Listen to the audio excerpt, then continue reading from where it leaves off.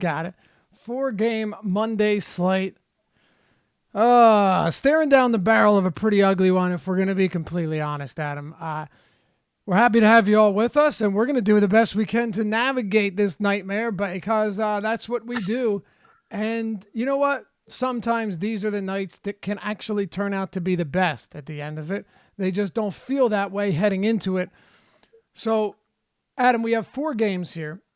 When you're talking injuries, when you're talking just depth at positions, you don't have a ton of injuries. Like, you got Josh Jackson, Tyler Johnson, Alan Crabb, and James Ennis are your inactives today, not including Oubre and guys who are out for the year.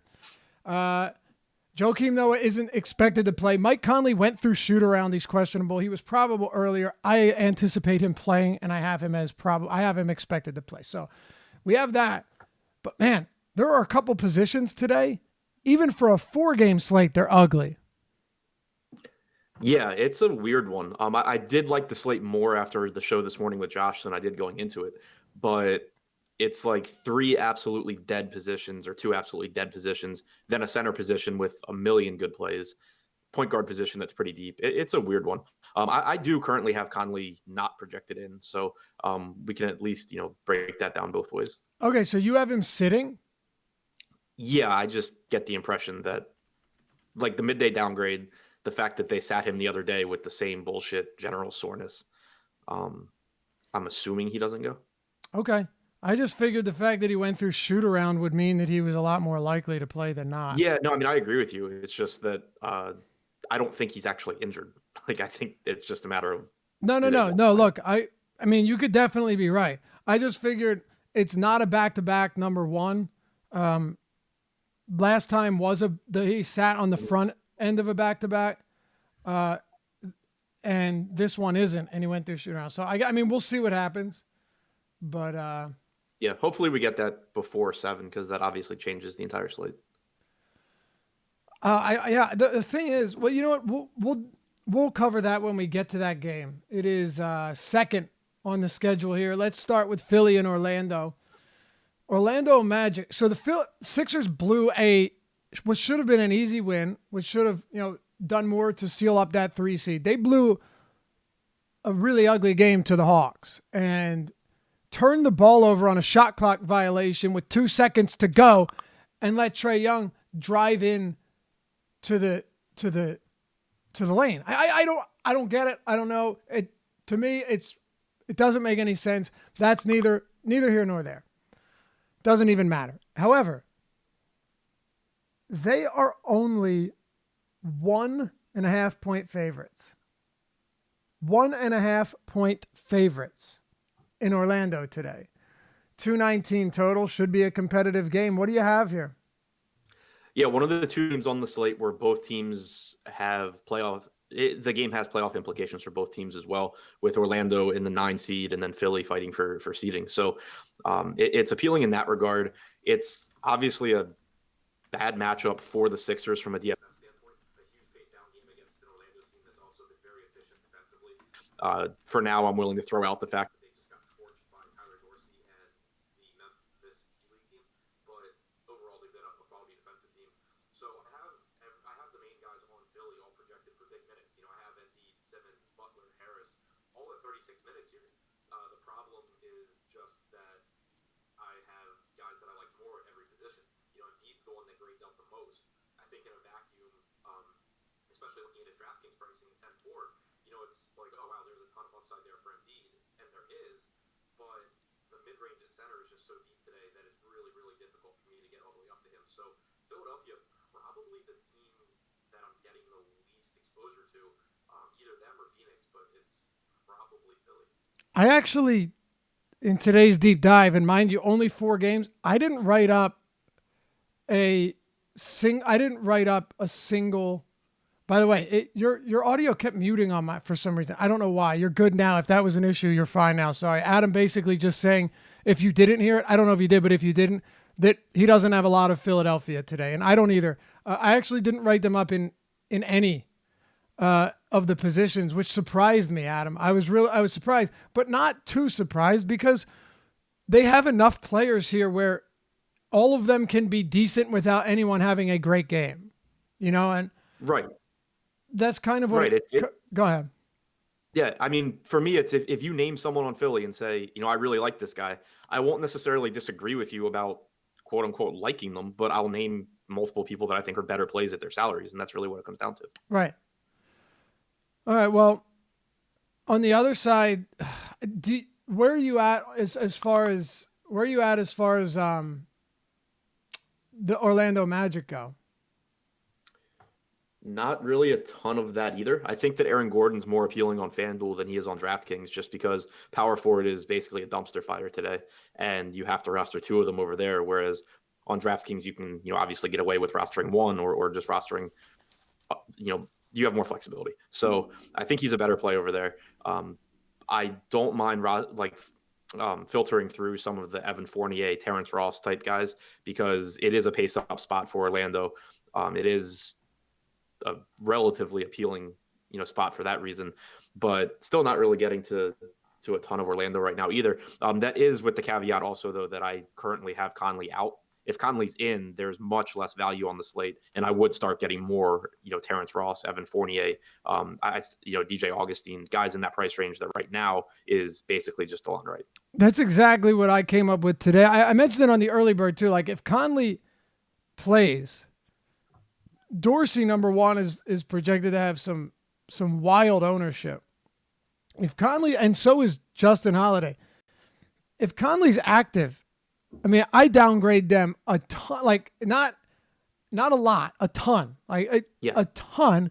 And where I like on DraftKings, Seth Curry, I'm going to check the ownership again now, but dude, Seth Curry was projected earlier to have like 30% less ownership on DraftKings than Dorsey. To me, that's insane. I mean, we'll get to that later. But if Conley plays, Dorsey and Holiday are, middling value plays at best, in my opinion, given that they probably will still have quite a bit of ownership.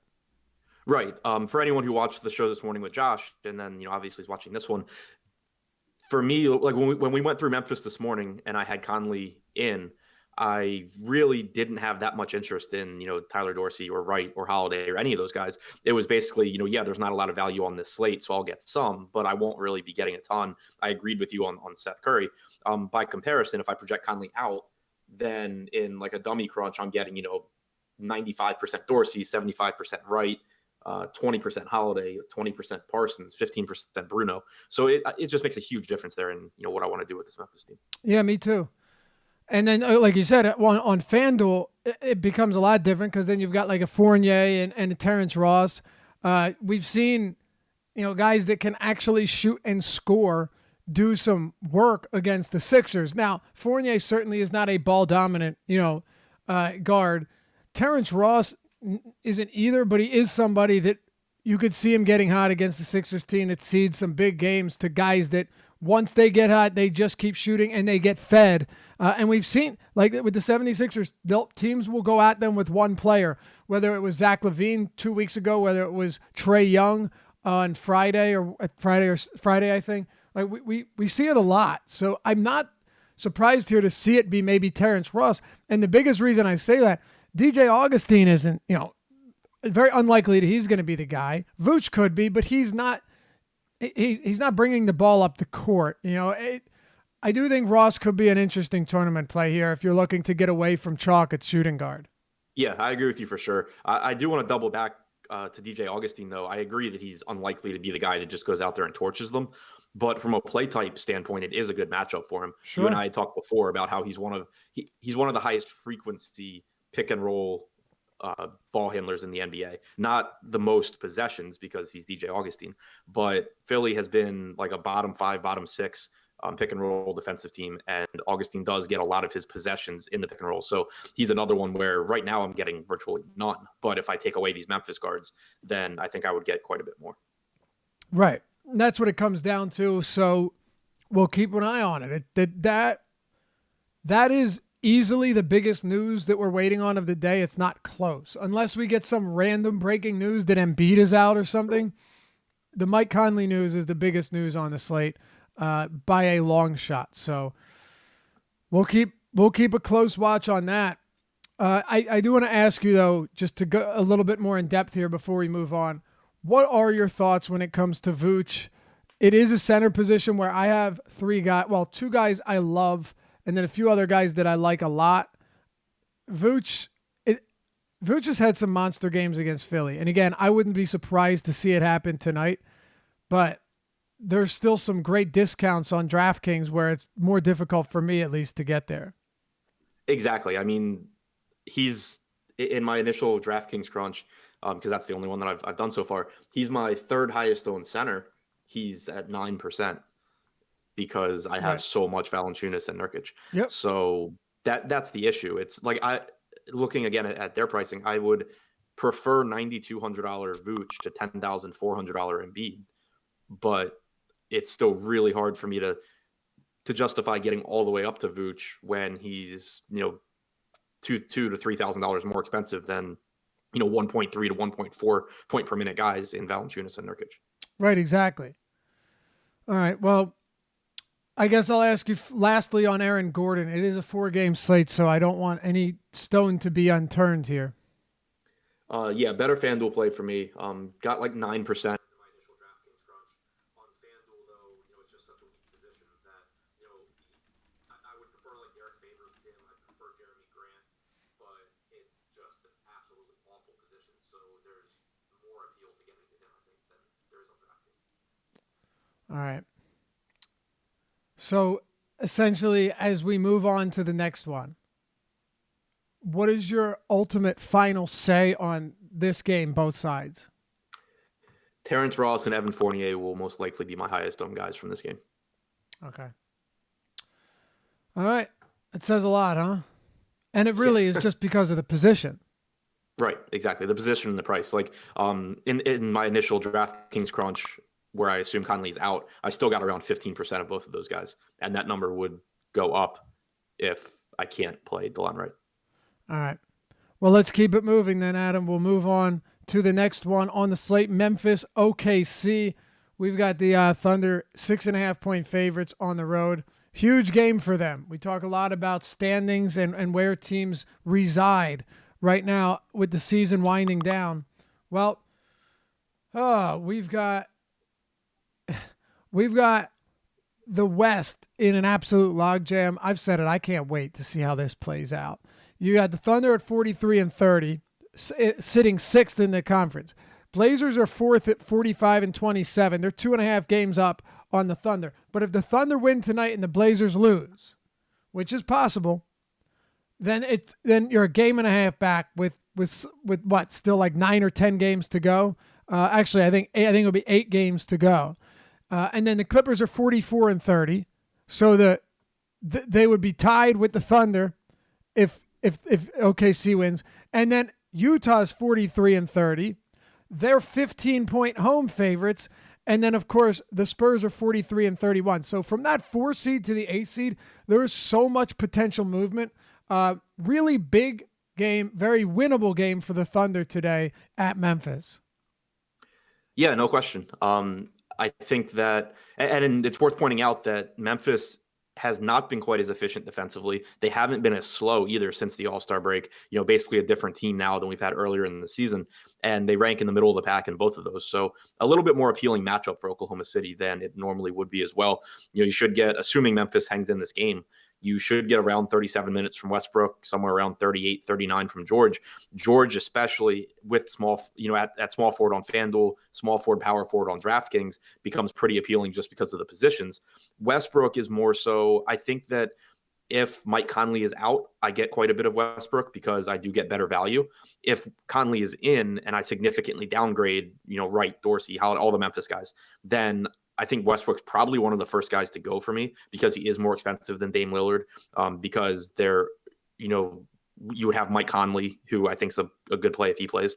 So I think that Westbrook is also, my Westbrook exposure is pretty dependent on what Mike Conley does. All right. And that makes perfect sense here. Okay. When it comes to Westbrook, I expect him to play monster minutes, as he should. But then you have Paul George, who's at a brutally bad position. I mean, this position is lacking in every sense. DraftKings and FanDuel. Probably going to play another 37, 38 minutes here. It is Memphis, but they're dealing with a ton of injuries to the wings, to the forward positions. What are we doing with OKC? With Paul George? Yeah, I mean, I think that he's someone that right now, if I assume Conley's out, I get just a ton of George and a ton of Westbrook. If I put Conley in, I assume that George still stays, around where I have him in like 30, 35% on DraftKings right now. But Westbrook would drop off because the point guard position is just so much deeper than the small forward position. I think that's even more true on FanDuel, where, you have to roster 4 forwards at these terrible positions. So George, I think, is the more valuable play because he grades out similarly to Westbrook for me when you factor in their price. But then when you factor in the position and the opportunity cost that comes with rostering them, I think that George takes the lead. Exactly. It's really just the scarcity thing here. There's not a whole lot more to it. And George has been good, but if you're not going there, especially on FanDuel where you got to play 2 of them, you're going to be hard pressed to find anything you like. Now, I want to know where you're at on Jeremy Grant. This one gets really interesting because I was personally surprised to see his ownership projection as high as it was earlier in the day on FanDuel, where right now we have the updated ownership 11 minutes ago. Jeremy Grant's still at 34%, Adam, and among all power forwards, he is the highest projected owned power forward on FanDuel. I agree with that. It makes sense to me, especially on FanDuel, again, because you have such limited options. The only 2 power forwards on FanDuel that I have graded out as, basically plus plays at their price are Grant and Favors, and I have Grant slightly ahead of Favors. He's just playing huge minutes. Nerlens Noel has kind of ceded some minutes to Grant / Keith Morris, and you're just talking about huge minutes for a guy in the mid $5,000 price range. On DraftKings, I got him at around 14 to 15%, again, assuming in my projections that Conley's out, so there's more value. So I think he's a perfectly fine play on DraftKings, but I think he's just like infinitely more valuable on FanDuel. Yeah, no question. And today's one of those slates where minutes become a whole lot more important. With Jeremy Grant, you can pretty much confidently say that barring any injury or foul trouble or a monster blowout, he's probably going to play another 35, 36 minutes. And that's about all you can ask for in a spot like this. You mentioned Derek Favors. The reason for me that Favors on DraftKings is preferred over Grant and Grant over Favors on FanDuel is pretty simple. Take a look at their price tags. Jeremy Grant, I get it, is going to see more minutes, no question. But it's separated by $200, and Favors is by far the better per minute guy. Actually, since the trade deadline, he leads the Jazz with 1.3 fantasy points per minute. So I do think there's a difference on DraftKings and FanDuel, but on FanDuel, you have to play 2 of them anyway. Right. Yeah, exactly. That's a really good point with Favors too. Like I have him as the second best power forward on FanDuel, but it's behind Grant because he's $1,200 more expensive. When you talk about the upside that these guys give you and the matchups that they're in, I think that on DraftKings, Favors grades out as the better play. Like he's one of my highest owned guys. I agree. You talked about Vooch being your 3rd highest owned center, like 9%, and how you have loads of Nurkic, Nurkic and Valanciunas, which I don't really care about ownership. It just makes too much sense. But Steven Adams is also very inexpensive. On another day, on another slate, I think a good argument could be made that he's a pretty solid player. He's been playing a lot of minutes. Granted, he's ceding a lot of rebounds as always to Russell Westbrook and hasn't been all that productive, but his price has come down a lot. It's just, once again, how do you get to Steven Adams here? Yeah, exactly. I mean, I think there's value at his price tag. There's no real question there. It's just that you need raw points from your centers today. Unless this entire slate goes sideways and somehow Embiid, Vooch, Gobert, Nurkic, Ayton, Valanciunas all like get in foul trouble or something and score 35 points, like you need raw points. Getting 6x from your $5,300 Steven Adams isn't going to get it done when you can't make up those points at other positions or you're not very likely to, because there's just not good plays. So it's like impossible for me to get to Steven Adams. And I think it's very likely that the people who do play him because he's cheap, and then, afterwards are like, see, he was a good play. He hit 6X. They also probably didn't win very much money. Right. Because you're talking about Steven Adams hitting 6X. Fine, but are we going to ignore that Yusuf Nurkic is, $6,900 against Brooklyn? Yes, Steven Adams is underpriced, but so is everyone else that's better at basketball, and you pretty much said the rest. 6X here, I don't know how big of a difference, or I don't know how much that's going to help you, unless the rest of center is just terrible, but it's pretty unlikely that that's the case tonight. Right. And also, I mean, if you really want to go down that rabbit hole, and let's say that the popular centers do suck, if Nurkic sucks, it's probably because he gets in foul trouble or loses minutes for some other reason, in which case $4,000 Enes Kanter plays a bunch of minutes against Brooklyn for $1,300 less than Adams. So even if you wanted to go to, even if you wanted to go down that rabbit hole of like, I don't want to play the chalk centers, blah, blah, blah, just take the savings on Kanter. And if the slate goes sideways, you still have the best center. Right. Exactly. Anything else for OKC? No, I think that's it. I mean, Schroeder's playing like 30 minutes, but he's also still Dennis Schroeder. All right, let's talk about the Memphis Grizzlies here. Joval is phenomenal. I don't really know what else to say. He's just really, really good. I tweeted the other day he'd be a 9K player if he got 30 minutes every single night. Yep. He played over 17 minutes in the second half last game after Noah went down in the second quarter. And, I expect Ivan Robb to still get some minutes. But, I mean, Joval in this particular spot, I get it's against Adams and he's an imposing defender and all, but you're still getting a ton of additional possessions for Valanciunas. He's still a 1.3 plus fantasy point per minute guy. Excellent score, excellent rebounder. It's tough to get away from this, man, especially with Noah doubtful to play. Yeah, and a pace-up spot here. I mean, we pretty clearly saw his minutes limited in the last game, intentionally, but that was also the second half of a back-to-back when he was coming off 41 minutes in overtime against Orlando. So I don't expect that to be the case. They haven't shown any inclination to play Ivan Rabb more than they absolutely have to. So I have Valanciunas projected for 34 minutes here, but even if he played a little bit less, he very easily can still get there. He's averaged, since coming over to Memphis, he's averaged 1.3 DraftKings points per minute with Mike Conley on the floor. He's averaged 1.45 without Mike Conley on the floor. So Conley's impact on Valanciunas is basically he's a top 3 play if Conley plays, and he's my top play if Conley doesn't. Yep, pretty much. And it's that simple. But I alluded to this earlier in the show. When it comes to Dorsey and Holiday, if I know that Dorsey played 26 minutes with Conley in the other day, but Conley makes just an enormous difference here. Look at what happened with DeLon Wright. Played 42 minutes with Conley, was terrible, averaged half a fantasy point per minute. And then he played without Conley the very next game. He didn't play 42 minutes. He played 39. And was much better because he had far more responsibility. So I see the same thing with Dorsey. I see that Holiday's been bad. Since the deadline, Holiday's producing, I think, 0.5 fantasy points per minute.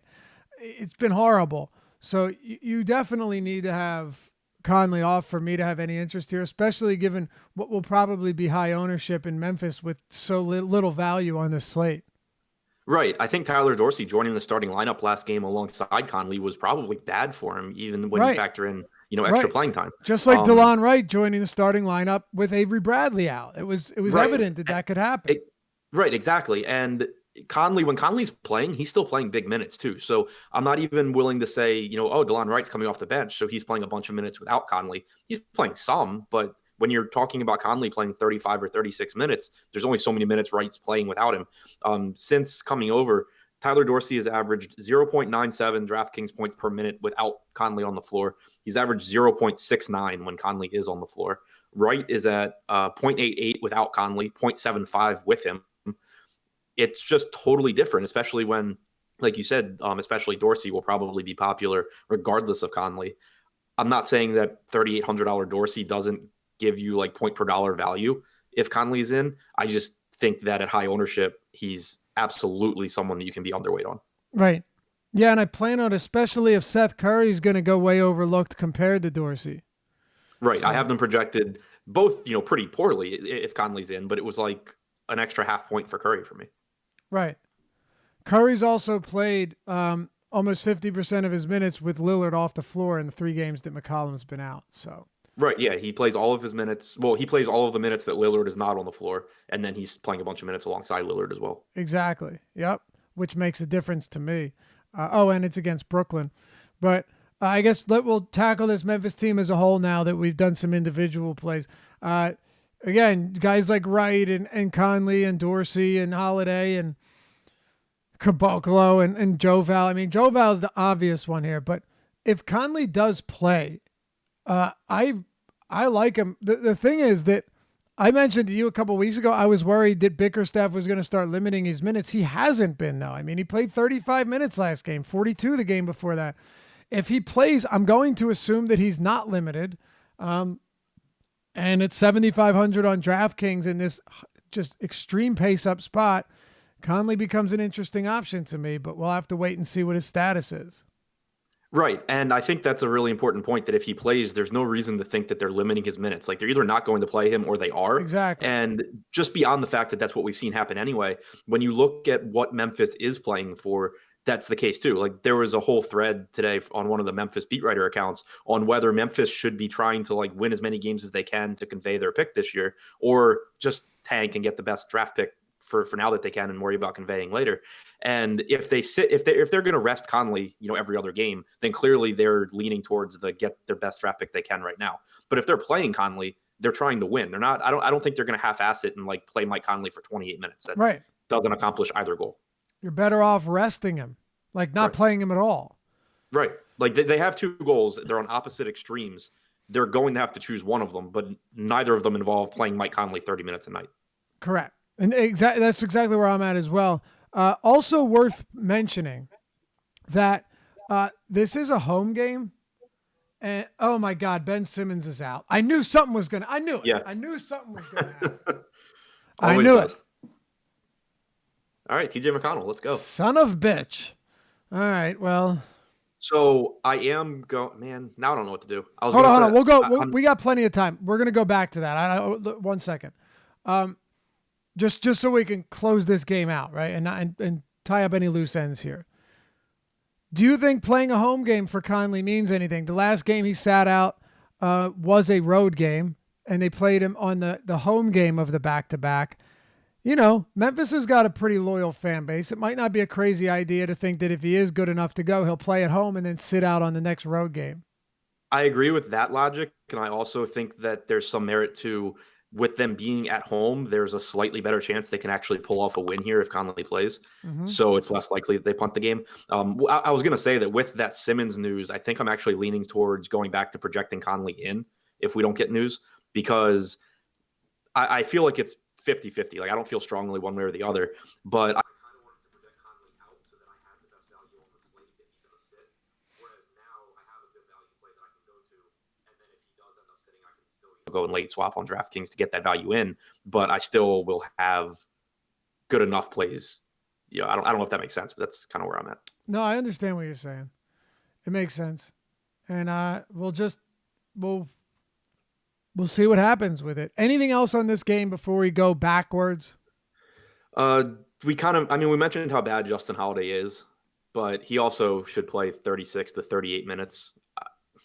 He's not someone that I want, but at the same time, I have him projected for like 23 or 24 points, fantasy points, which makes him perfectly fine as value. Okay. Ben Simmons is out. James Ennis is out too, for whatever that's worth. It's not worth much, but I think I'm pretty sure. Let me just make sure. 1 second.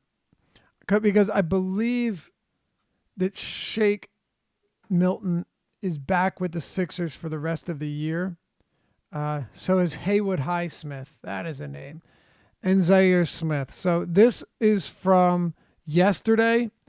Zaire Smith, Shake Milton, and Haywood Highsmith arrived here Sunday to join the 76ers in preparations for Monday's game against the Orlando Magic. The rookies will finish out the season with the Sixers now the G League Delaware Blue Coat season is concluded. Okay, so the reason I mentioned that is I'm pretty sure last time Simmons was out, Milton was down in the G League. Not that I think it matters all that much. I still expect McConnell to get plenty of run here, but just throwing it out there that there are a few guys that were here before that weren't here before that are here now. Now we can go forward with this. Go ahead. Yeah, I think that's a really good point just because there's a difference. We talk about it a lot. There's a difference between when a coach has to play someone for huge minutes and when they're most likely to play someone for huge minutes. Yeah. So definitely worth pointing out there. So still obviously a huge uptick for McConnell. He played 27 minutes the last game that he started. I'm trying to get that game log up now to see exactly how the rotations look. It was like the end of February against, I think, Denver. You're talking about the last time I'm sorry, end of January. The last time Ben Simmons was out? The last time McConnell started. I'm not sure if that's the last time Simmons was out. I'm assuming it was. It was he January played 26th. You're saying when he played 26 minutes against the Kings? 27 against Denver on the 26th. Okay. Of January. Oh, on January. Okay. Yeah, and that game was a rout. They got crushed in that one. Simmons actually played that game. So was that?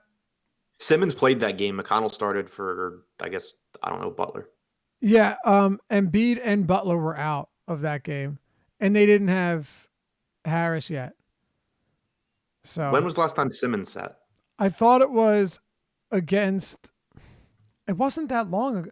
You know what? It was. We thought Simmons was going to be out. Remember we did on the deeper dive. We thought he was going to be out. TJ McConnell is confirmed starting, by the way. Good. We thought Simmons was going to be out, and everyone was loading up on McConnell, and then Simmons was in. Right.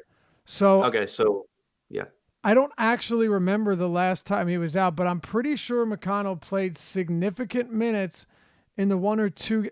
So yeah, I don't know. If anyone's watching, in Slack chat or whatever, let us know. So if you can pull it up quicker than we can, that'd be great. ESPN used to actually really help me with this because they would have the game log and then zeros next to the ones where he didn't play. They got rid of it. So now they only have have you seen what they did with their player pages now? It's terrible. No, I saw you tweeted them the other day. I didn't see. They ruined it. ESPN, I don't use it for much. But when it came to quick game log lookups, like if I want to go to Popcorn Machine and see which games this player missed real quick, you just kick the quick zeros, boom, we're good. They don't even allow for that anymore. I don't know why they did this. It's such a damn shame. Anyone that uses it for those little things knows exactly what I'm talking about. But anyway, I expect McConnell to get very good minutes here. I expect him to play at least 28, probably 30. Yeah, I have him at 30. Yeah. And what is he? 3,200 on DraftKings? Yeah. How does this? I don't really know how to not have TJ McConnell. You can't. I mean, like everything. You really no. It's there really is nothing to it. You have to. He's minimum salary on FanDuel. We've seen that even with the rest of the team healthy, McConnell can still produce perfectly fine numbers here. I mean, if it's him or Dorsey, it's not even a question. Him or Seth Curry, it's not even a debate. Not to say you can't play him and Curry in the same lineup, but right. Assuming Conley's in, like it's a debate with Dorsey if Conley's out. So I got to stop doing that. I keep assuming that Conley's playing, but yes, you're right, of course. How does this affect the rest of the team for you, though? Right. Yeah. So that's what I'm trying to figure out now. As far as your point about McConnell producing, regardless of who's on the floor, he's at 0.78 points per minute alongside Embiid this year. You're not really going to find a lower chance of him producing than that, and that still makes him obviously a top play. So no real concerns there about him joining the starting lineup. All right. So since it's really tough to figure out exactly go since the deadline because Harris makes such a big difference. Yeah, that's what I'm doing. It's still kind of tough to figure out because they stagger their minutes where Simmons plays like 100% of his minutes with Embiid. I know. I know. So it's still going to be tough to get anything perfect. But without Simmons since the deadline, I mean, Butler's played 175 minutes with him off. what you said, Butler's played 175 minutes without Simmons since the deadline. 1.25 DraftKings points per minute. I have it 131. I wonder why that's The thing is, though, like a lot of those minutes were not Embiid, too. right. It's kind of the problem. Butler's played only 55 of those with Embiid. So, yeah. One of the big takeaways because of the way they stagger their minutes, Embiid has a 35% usage rate. So I expect that to, actually be real. The big question, though, one of the big question is one of the big questions is so we keep losing your audio. See if we can get it fixed. One of the big questions with Butler is McConnell going to take over like heavy ball handling responsibilities? Honestly, I would say yes. If he was coming in there and your starting point guard was just some random name that we know isn't really going to do much and just kind of stand around as Butler takes over the point guard spot, that would be different. But I think he sees a definite upgrade? Of course, no doubt about it, with Simmons on the floor. Yeah. But I don't know if it's extreme. And like you said, it's hard with the limited sample we have, given that Harris came over at the deadline and the minutes are staggered so much that we don't know how many of them or how much Embiid has made an impact with Simmons off the floor. Right. As far as the McConnell and Butler ball handling thing, we do have 171 minutes since the Harris trade of them on the floor without Simmons. McConnell has a 29.2% assist percentage and a 19% usage rate. So he's very clearly not been standing in the corner, doing nothing. All right. Okay, so do you want anything else on this one that you want to talk about before we move on? So, I think it's a boost for Butler. I think you do see the ball in his hands more, obviously, and you see more usage. I think that you see an uptick in usage for Embiid and Harris, but the Butler and McConnell are probably the two biggest beneficiaries. Yeah. All right. Let's talk about the next one. We've got 2 to go. Utah at home against Phoenix. 15-point favorites, Adam. I don't like to project blowouts, but once in a while, once you get down the stretch, I'm willing to make exceptions. And this game just feels ugly. I mean, no Kelly Oubre, of course. No Josh Jackson. That might help them. Who knows? Michael Bridges. Bridges is actually a decent defender. He's certainly not a stopper yet in his rookie season, but Jackson's season has gone downhill from what we saw last year. I mean, you got Devin Booker and Ayton, and that's about it. This game could get out of hand very quickly. Yeah, but I don't think that really matters all that much to me anyway. I agree with you that this game's more likely to blow out than most. Are you on the whole Quinn Snyder's going to give them minutes because they're at home thing again? Yeah. Okay. As long as it's within like 30 or something. But even on top of that, Derek Favors, who I think is the most appealing play from Utah, who we already kind of talked about, he starts the fourth quarter. He doesn't close games anyway. It doesn't matter. He might get 23 or 24 instead of 26, but it's not a big deal. They beat Minnesota by 20 at home earlier this month. Gobert still got 28 minutes. So that's like 5 minutes less than you would project him for in a competitive game. It's as long as he's not embarrassing the other team. They beat Phoenix at home early February. They beat Phoenix by 28 points. Rudy Gobert played 33 minutes. I mean, it's no look, especially go ahead. Well, especially because everyone's looking at it the same way. Like I opened our Slack chat a couple hours ago, and immediately the first thing I see is people talking about playing like Raul Neto because he's going to play the whole fourth quarter or something. Like people are looking at this game like it's going to blow out. So you're not giving yourself an edge by projecting it to blow out. You're giving yourself more of an edge by hoping that Phoenix just hangs in this game long enough to where you get full minutes from the Utah starters. Yeah, look, here's something I talked about in today's deep dive article. Like I said, do I think that this game could blow out? Yeah, of course. But by the way, Favors starting the fourth quarter is important if he doesn't lose minutes throughout the game, in the third quarter and such. But like a Brad Stevens type deal, I don't think he will. But the whole Rudy Gobert thing is interesting because he's he's definitely underpriced on DraftKings. Like, he is underpriced, and he's going to go vastly overlooked given the 4-game slate. It's also against a Phoenix team that's been demolished by centers this season. DeAndre Ayton defensively has really struggled. I mean, the only problem again is that if Gobert had power forward eligibility, I might have him in every damn lineup. Like that's why what makes it so hard here. You do have Favors, of course, but Gobert's the guy who's playing solid minutes every night, whereas Gobert, you're hoping he plays 26 here, or Favors, you're hoping he plays 26. Favors you have to give a look to because the position is so weak. I think Ricky Rubio is inexpensive as well, and if he gets 27 minutes, he's actually been very solid over the last 6 games, 1.25 fantasy points per minute, 1.08 since the deadline. It's not like he hasn't been efficient. His minutes have just been down a bit.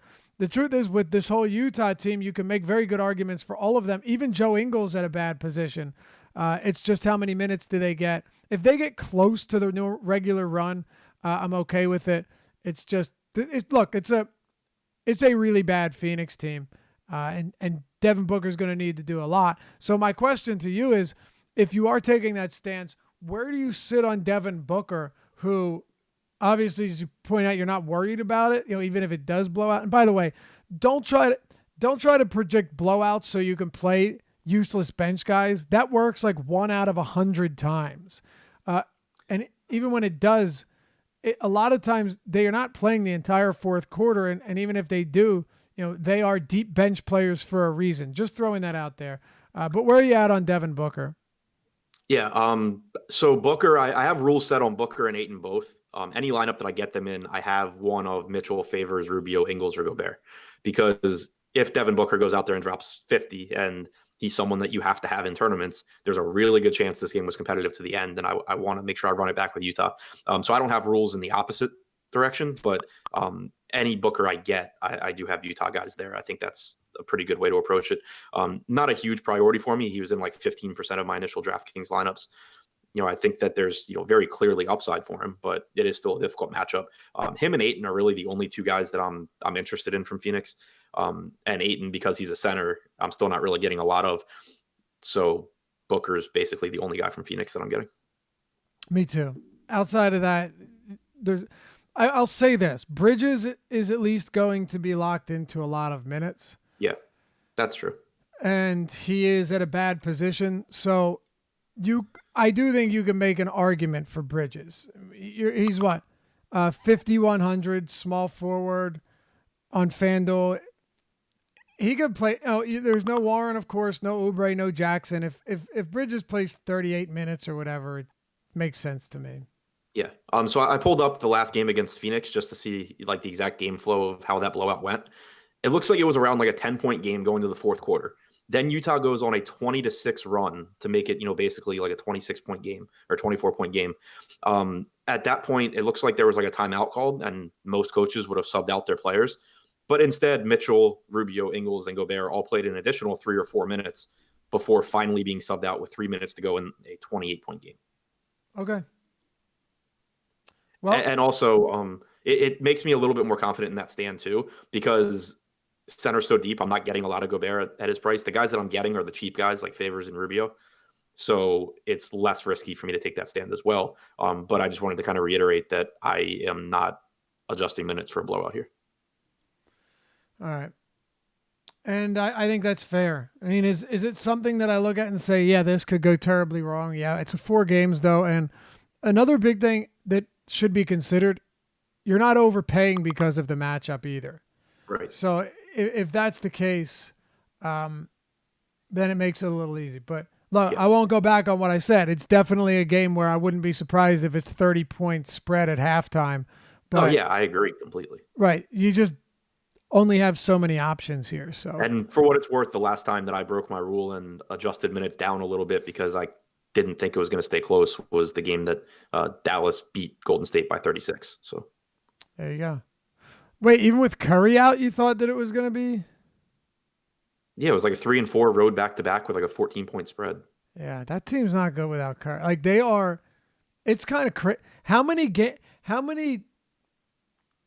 okay, without Stephen Curry, how many of the teams to make the Western Conference would the Warriors beat in the first round? At least 6 of them. Yeah, I don't think so. Yeah, I think they would just play completely differently. They would still have the best player in the Western Conference in every series. Yeah, we'll see. Or second best player. Best or second best, depending on how you feel about George versus Durant. I think George is a little better. Okay. I think Stephen Curry is so integral to that team that his absence is so much more important, especially across a 7-game series than anyone would know. Not to say that, one bad game against Dallas makes you feel that way. Of course not. But put it this way.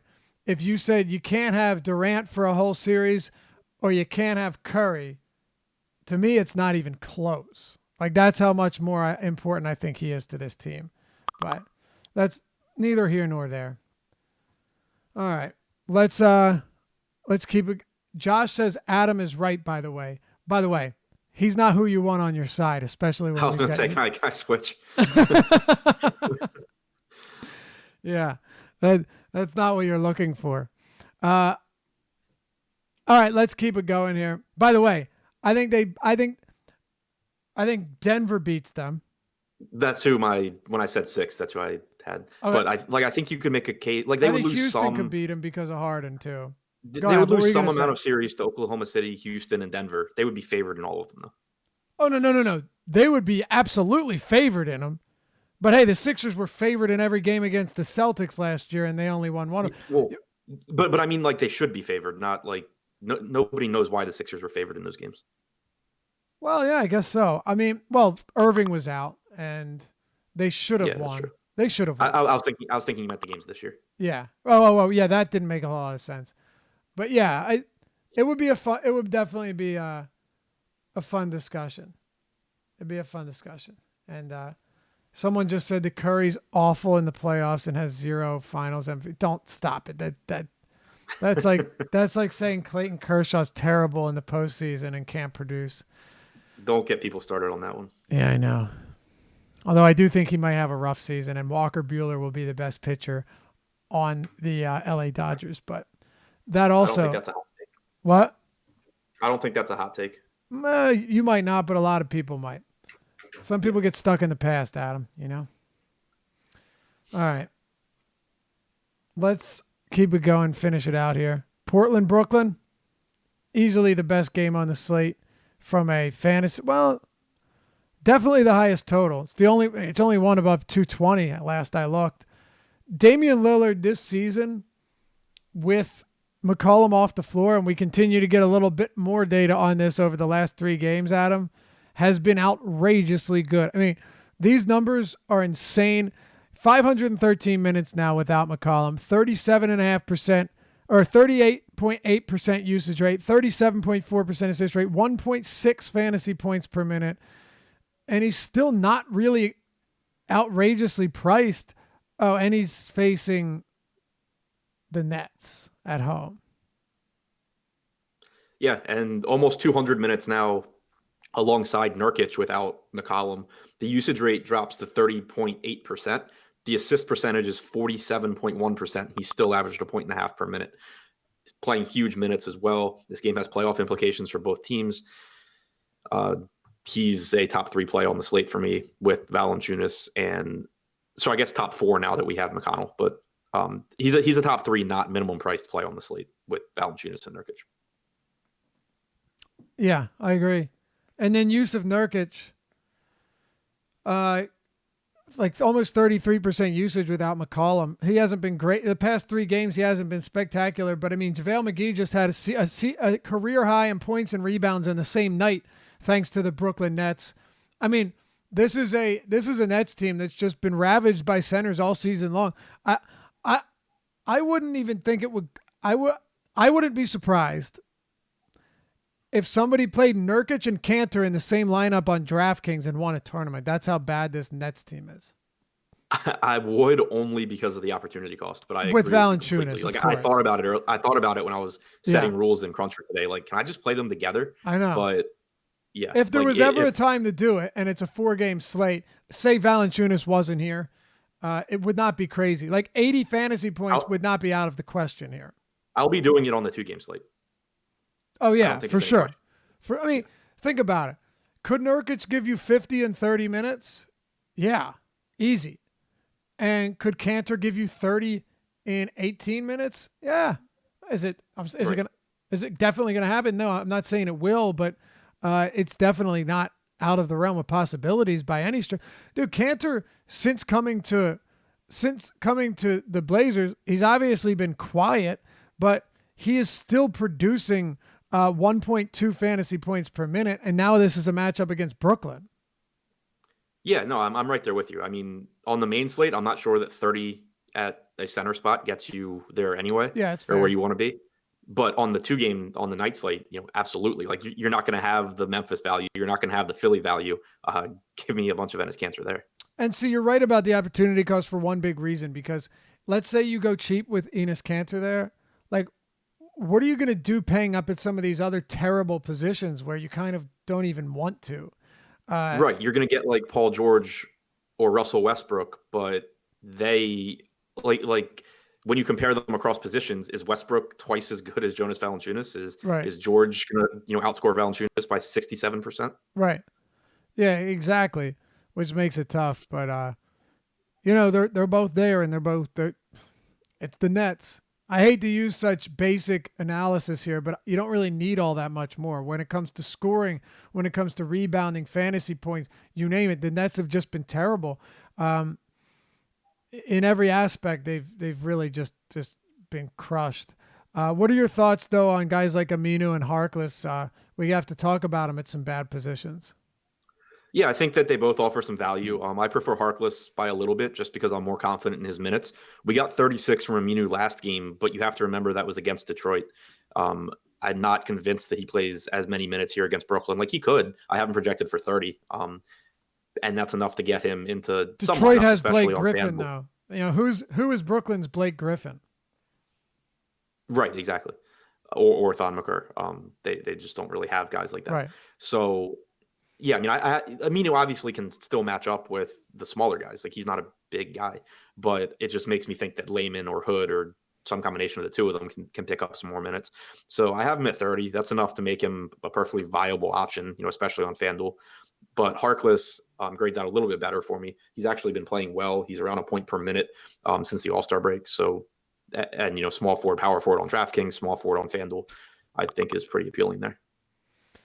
Achilles says, what's more likely? Laffy, everyone's saying Nurkic is too cheap and watching him drop 28. You know what? You might be right, but I'll still be one of those people. I can't really, get away from that. So as far as the center position goes, like one thing I do think I'll do on DraftKings today is make sure that for one, I'm playing two centers in like every lineup or almost every lineup, but I also probably will kind of add a formula in my stuff to like leverage my centers against each other so that I at least get some lineups with these other centers that I wouldn't get to otherwise, but I'm going to have massive amounts of Nurkic. Right. All right. Well, Seth Curry. What about I mentioned to you that 50%, 56% of his minutes in these 3 games without McCollum have come with Lillard off the floor, which really isn't that bad if he's going to play 28, 29 minutes per game. Obviously, the whole Simmons and McConnell news changes things, but I do want to talk about Seth Curry for a moment because if he plays 28 minutes, about around 13 of them or 12 of them will come with Lillard off the court. As you pointed out, all of Lillard's off minutes will have Curry on. Yeah, so I mean, I projected like 35% of his minutes without Lillard because I have Lillard at 37 minutes and I have Curry at 30. So looking at his numbers throughout the season, I get like a 16% usage rate, 4.5% rebounding percentage, 5.5% assist percentage. I have him projected for 0.64 points per minute. It makes it so if we didn't have McConnell and Mike Conley was in, I would be getting pretty healthy amounts of Seth Curry just because of the price tag and the fact that he's no worse than Dorsey. But with McConnell in there, and then with Conley still questionable, I don't think I'll end up getting too much Curry on the main slate. I'm sure I'll get more on the 2-gamer, but yeah, it's just I don't think he's comparable to TJ McConnell. Okay. Yeah, neither do I. On the Brooklyn side, so I don't know if you know this, I'm sure you do, but I'll say it anyway.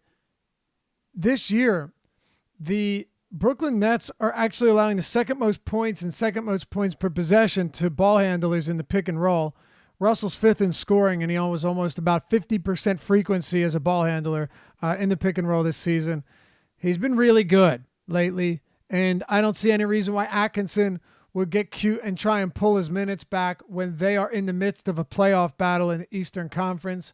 Right now you have the Brooklyn Nets, sixth in the East, with the Heat and Pistons nipping at their heels, half game and 1.5 games back. Magic also in the equation. So this is a big road game for Brooklyn. I expect Russell to play a bunch of minutes here and, once again, 30+% usage and assist rate, as we've been seeing a lot recently.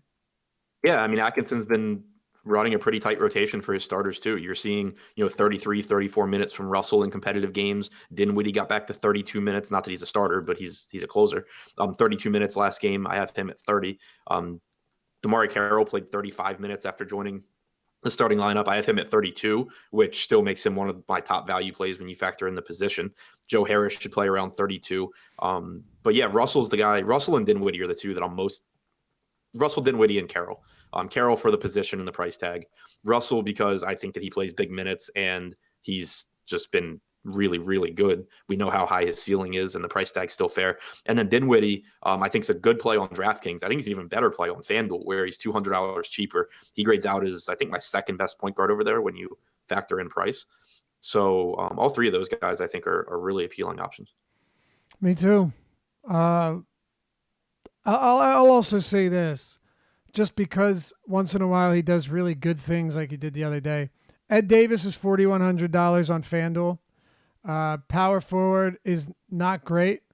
Of course you have Favors and you have Jeremy Grant. I get it. Aminu, fine. Sorry, he's 4,200, but he's not much worse than any of these other value forwards. So if Davis plays 20, 22 minutes or so and happens to have a strong game, it wouldn't surprise me. Coming off a 14.15 rebound game against the Lakers, toss Davis out there as a drop play who once in a while is actually really good. Anything else on Brooklyn, Adam? No, and I agree with you on Davis on FanDuel, obviously not on DraftKings. But yeah, I wouldn't touch him. I mean, only center eligible on DraftKings, so that takes that makes him completely out of play.